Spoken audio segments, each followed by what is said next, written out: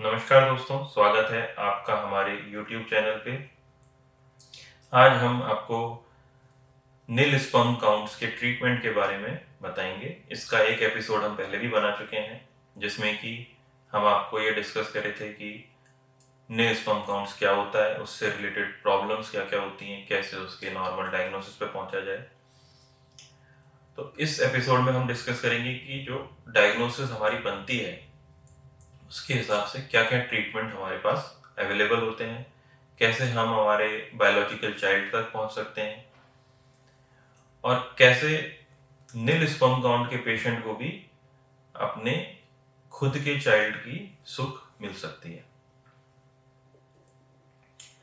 नील sperm counts के जो कारण हमने आपसे डिस्कस किए थे उसमें एक था हाइपोगोनाडोट्रोपिक हाइपोगोनाडिज्म, जिसमें कि पिट्यूटरी की वजह से जो एक ग्रंथि होती है, पिट्यूटरी ग्लैंड जो होती है, उसकी वजह से जो हार्मोन्स बनते हैं वो कम हो जाते हैं। यह प्रॉब्लम मेडिकली ट्रीटेबल है, जिसमें कि जो हार्मोन्स हैं वो हम बाहर से प्रोवाइड करते हैं। कुछ लंबा इलाज चलता है मगर काफ़ी अच्छे रिजल्ट्स हैं और पेशेंट अपने बायोलॉजिकल चाइल्ड को नेचुरल वे में, नेचुरल प्रेगनेंसी से इंटरकोर्स के थ्रू पा सकता है। इसके बाद आता है टेस्टिकुलर कॉज, जिसमें कि स्पर्मेटोजेनिक फेलियर होते हैं। इस कॉज में जो स्पर्म प्रोडक्शन है टेस्टिस में कम होता है या लगभग ना के बराबर होता है, जिसकी की वजह से कई मिलियन स्पर्म्स जो कि सीमेन में होने चाहिए उनमें नील स्पर्म काउंट होते हैं। इतना कम अगर प्रोडक्शन है तो स्पर्म्स बाहर ही नहीं आ पाते। इस प्रॉब्लम को माइक्रोटीसे और इक्सी के द्वारा ट्रीट किया जाता है। माइक्रोटीसे एक बहुत ही आधुनिक और डिफिकल्ट सर्जरी है, बट इसमें कई घंटों के सर्च के बाद हम उस सेमिनिफेरस ट्यूब्यूल यानी कि टेस्टिस के अंदर जो स्पर्म बनाने वाली कोशिका है उस तक पहुंच जाते हैं और उस सर्च के बाद उससे जो स्पर्म निकलता है उससे हम इक्सी के थ्रू आपके बायोलॉजिकल चाइल्ड का एम्ब्रियो बना के उसे यूटरस में इम्प्लांट कर सकते हैं। बहुत ही जटिल विधि है बट सक्सेसफुल है और कई बच्चे इससे हो चुके हैं हमारे यहाँ। तो इसीलिए हम इस चीज को बहुत ही बड़ा एक साइंस का वरदान मानते हैं, जिससे कि जो संभव नहीं हो सकता उसे संभव किया जाता है।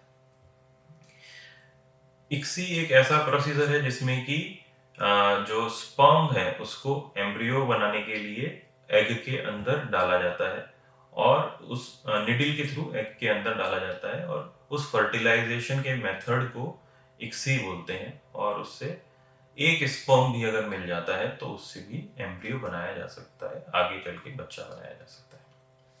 जो पोस्ट टेस्टिकुलर कॉजेज हैं उसमें कुछ कॉजेज जो हैं वो सर्जिकली ट्रीटेबल हैं और पेशेंट अपने नेचुरल प्रेगनेंसी तक पहुंच सकता है, नेचुरल इंटरकोर्स के थ्रू प्रेगनेंसी तक पहुंच सकता है। और कुछ कॉजेज ऐसे हैं जिनमें कि हमें टेस्टिस से ही स्पर्म निकालना होता है, बट वह बिना माइक्रोस्कोप के थ्रू और एक साधारण जो निडल एस्पिरेशन बायोप्सी है या फिर जो टेस्टिकुलर स्पर्म एक्सट्रैक्शन का मेथड है उससे स्पर्म्स निकाल के हम इक्सी करके पेशेंट को आईवीएफ के थ्रू ट्रीटमेंट कर सकते हैं।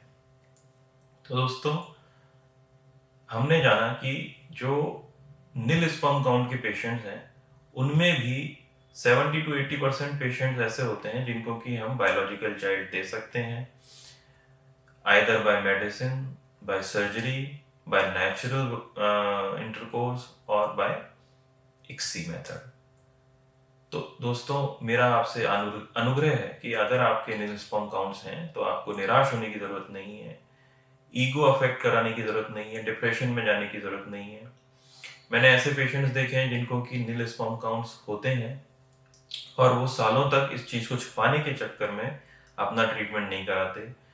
इस सालों तक वेट के वजह से या फिर छुपाने की वजह से उनकी वाइफ की जो एग रिजर्व है उम्र के साथ साथ कम हो जाते हैं, और जब उनका ट्रीटमेंट करना होता है तो अब प्रॉब्लम सिर्फ मेल में ही नहीं होती है, फीमेल में भी आ जाती है।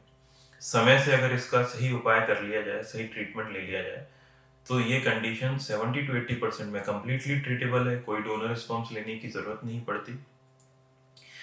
बिना डोनर रिस्पॉन्स के अगर एक बार पेशेंट को चाइल्ड बर्थ हो जाती है तो भविष्य में उसको इस प्रॉब्लम के बारे में दोबारा कभी सोचने की जरूरत भी नहीं पड़ती।